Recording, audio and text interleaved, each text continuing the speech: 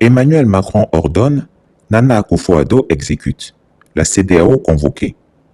Sommet des chefs d'État de la CEDEAO à Accra. Assimi Goïta ne fera pas le déplacement. Chers Africains, honnêtement, à quoi sert la CEDEAO? Ce machin, qui est un instrument de l'impérialisme occidental et de l'hégémonie française. Ce bidule, qui est la caisse de résonance du colon français, s'est longtemps discrédité aux yeux des Africains dignes qui abhorrent la domination et l'humiliation.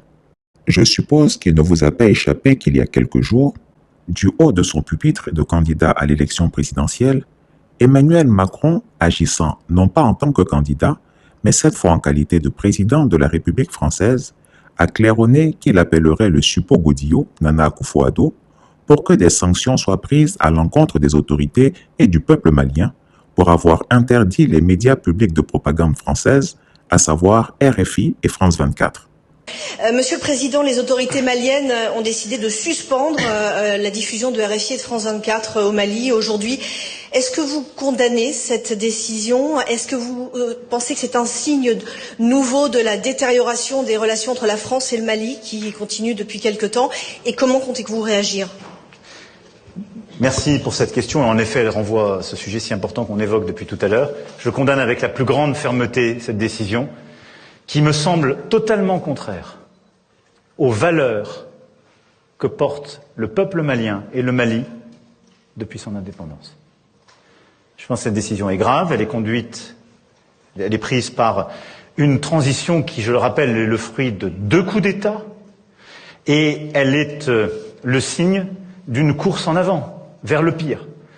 Comme vous le savez, je l'ai dénoncé dès le printemps 2021. De manière très claire, en appelant la CEDEAO à réagir avec beaucoup plus de fermeté. Nous avons ensuite renforcé notre pression, puis nous avons pris les décisions politiques et militaires qui convenaient ces dernières semaines et ces derniers mois. Je souhaite ardemment que les Maliennes et les Maliens puissent avoir des autorités démocratiquement élues qu'ils méritent, et j'en appelle à la CEDEAO, l'organisation régionale, et à l'Union africaine pour prendre les décisions qui conviennent et que la France appuiera, comme nous l'avons fait à chaque fois qu'ils ont pris leurs responsabilités, pour que, à la fois, les violences, et on le voit bien, la fermeture, le déni de l'information et du droit des journalistes à librement informer, puissent cesser. En tout cas, je condamne avec la plus grande fermeté cela. Je compte m'entretenir dès demain avec le président Nana Akufo-Addo, président en exercice de la CEDEAO, pour l'appeler à prendre toutes les décisions utiles en la matière. Conséquence, sans honte, les valets locaux se sont empressés de convoquer cette CEDEAO illégale, puisque le président de sa commission, Jean-Claude Cassibrou, exerce désormais sans mandat. À ce sujet d'ailleurs, il y a là matière à le poursuivre du moment où les textes de la CEDEAO sont violés et par conséquent, toute décision qui porte le sceau de sa signature devrait être nulle. En effet, ce collaborateur moutonnier d'Alassane Ouattara n'a plus le droit de demeurer à la présidence de la commission de la CEDEAO depuis le 1er mars 2022. La quasi-totalité des chefs d'État de cette institution fantoche sont soit des putschistes militaires, soit des putschistes civils. Alors, comment la CEDEAO peut-elle enseigner la bonne gouvernance et la démocratie aux Ouest-Africains? Le comble de la sorcellerie. Cette CEDEAO forclose, qui va siéger ce 25 mars 2022 à Accra, n'a d'autre objectif que de punir le Mali. Au moment où la terre entière est focalisée sur le risque d'une probable 3e guerre mondiale, et alors que l'on sait qu'au minimum toute la planète sera confrontée à une crise économique, financière et alimentaire, au lieu de préparer nos pays à faire face à ces grands enjeux de l'heure, nos roitelets de chefs d'État de la sous-région n'ont d'autre agenda que de faire leur sale petite guerre au peuple malien sous le regard indifférent des peuples ouest-africains. Oui, les peuples ouest-africains se taisent sur ce qui arrive au Mali en croyant que cela n'arrive qu'aux autres.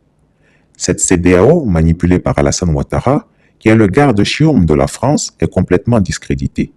C'est justement à ce titre que le despote ivoirien a pu corrompre la junte militaire du Burkina Faso et tempérer celle de la Guinée dans l'unique but d'isoler le Mali. Alassane Ouattara, le super menteur, travaille activement à détourner les coups d'État du Burkina Faso et de Guinée au profit de ses maîtres colons français. Quant aux auteurs de ces putschs, ils ne perdent rien pour attendre, car ils seront trahis par Alassane Ouattara, qui leur fera leur fête au moment opportun. Sachez-le, chères autorités guinéennes et burkinabées, ce qui tue Makloko tuera Maklakla. Ne croyez pas que la CEDEAO est indulgente avec vous pour les bonnes raisons. Non. Elle veut vous affronter séparément, à son rythme, pour mieux vous anéantir. Retenez cet avertissement. C'est pourquoi vous devriez anticiper la forfaiture prochaine de la CEDEAO en vous coalisant avec le Mali pour périr ou vaincre ensemble. C'est là que réside votre voie pour le salut. En attendant de savoir comment les chefs d'État qui seront à Accra ce 25 mars 2022 vont se compromettre dans des décisions iniques et illégales, justement au moment où le Mali vient de remporter une grande victoire du droit, certes momentanée avec la justice de l'UEMOA, il convient de soutenir ce pays qui se bat pour redonner un peu de fierté et de dignité aux Africains. Vraiment, arrêtons de faire honte à notre continent. Soyons dignes et solidaires dans la lutte pour la vraie indépendance de l'Afrique. Chris Yapi ne ment pas. Retrouvez Chris Yapi sur son nouveau compte Twitter, ses 2 chaînes YouTube, sa chaîne Dailymotion, Instagram et Mediapart.